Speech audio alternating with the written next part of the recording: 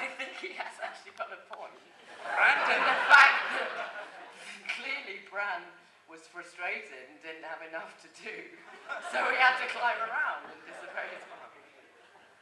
His mum said no climbing, and look what happened. All right, I'd like to turn this over now to the audience. If we can have some randomly awesome or stupid questions, or both. You look awesome and stupid. Thank you. Red Wedding. Both sides of the pond, America and United Kingdom side of the pond, both seem to have different variations on how it was filmed and how brutal it was. I'd like to know what the panel thought about that. I didn't actually know that. Was there a different... I think that the Americans sort of thought it was a bit more brutal than... Oh, even the opinion? Yes, yeah. Yeah. From that reaction video that was mostly Americans screaming. Yeah, yeah. Obviously, I've known that scene was coming for years, and sort of clenching before it happened, and it still shocked me. It's still the violence and how it happened, and I think Michelle did just an amazing job. I think she actually stole the whole season in that.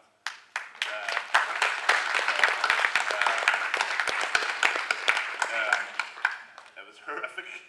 It was so sad and so brutal. I think we did a really good job on it. Yeah, that's actually an interesting question, because, I mean, it has to affect you people. I mean, Ron, you're quote unquote the mentor of Ned. You watch him die. You raise Rob. You watch him die. You raise you're an advisor to Catelyn. You watch her die. Yeah. Even out of character, just watching something like that, you can't help it. I imagine you can't help but be attached to it. No, you do get very attached to it. I mean, and the relationship between Ned and Rodrik, and the relationship between Catelyn and Rodrik, and then of course the children, was very, very important to me. And I think it's important in the books as well. And you do get very, very affected by it. As I think I said to you earlier, someone like Rodrik is not frightened of death. I mean, none of these warriors, I think, are scared of dying. The nature of their deaths, I think, obsesses them. They don't want to die in a manner that they would consider unfitting or ignoble. But for Rodrik, at the very last, the horror of his death is that he's leaving the people that he loves without protection, because Ned's already gone, and he can see finally, when he's on his knees in the courtyard, he can see the writing on the wall. But it's just taken too long for the realization to dawn on him. But as a performer, you get on the day we did that, when we were performing, it was sad and it was touching, working with the guys who we'd had such fun together, and we'd spent such a lot of time together. It was, and everybody else in the scene was so terrific in it.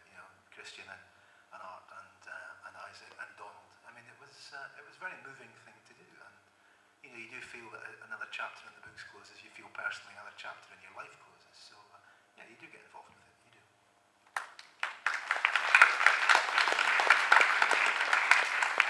That is one thing that I have to say that it's sad about working on Game of Thrones when there's such a high death count. Like we all really do. I know Isaac agrees with this. Like the family sort of decreases each year, and it's really sad. Like we really miss Richard and Michelle and everything. You get attached to everybody, and they all slowly drop off like flies. I suppose that's the end of the game. Real quick, Art, were you allowed to watch the Red Wedding? I wasn't. Okay. So we'll just let you know it's terrible, and you can watch in about 8 years.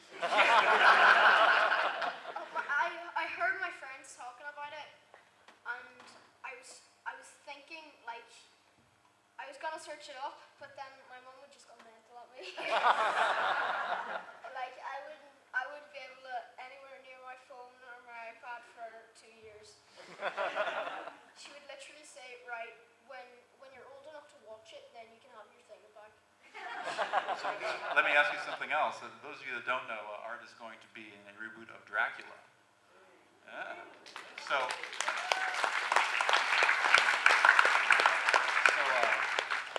that's not exactly not filled with blood. Are you going to be allowed to watch Dracula? Well, I've read the script, Huh. and there might be a few scenes, that are a bit edgy, but by edgy, I mean impaling. But hopefully, my mum's back there, you can ask her. like to watch it? Oh, there we go. All right. There's your answer. Art has learned the art form of using panels to manipulate his parents. Good idea. Art, let's try that. Mommy, well, I feel like Okay. Yes, we're going to get to more questions real quick, but to answer your question, I know that it was a specific question. Yes, I do believe Americans are more sensitive than most people. That's not true. Your question now. First, I want to say hi to everybody else now. Okay, my question is for Isaac personally. What was so, special in the first season was the dynamic between the Stark brothers, especially between Bran, Jon, and Robb, the relationship that they had. And kind of one of the surprising scenes in season 3 was, I guess Bran's dream in reuniting with Jon and Robb. So how was that for you working again with Kit and Richard? it was so nice. We were touring finally. I think we hadn't had a scene together since when the king arrived at Winterfell in the sort of first episode. And I think also what's nice about it is that you've really grown up with these people from the pilot. I mean, when I was 10, I think, all the way up to now when I'm 14. And you've spent so long with these people, and to finally sort of actually interact with them again in sort of a way, actually in it is really nice. And also going back to Kristian's point about everyone dropping off, what I think is quite nice about that is you've got a limited time with them. So when sort of with Richard, you knew he was going to go that season, and I suppose it just made it a lot more special, sort of all your scenes with him, because he wasn't going to be there forever. That's nice.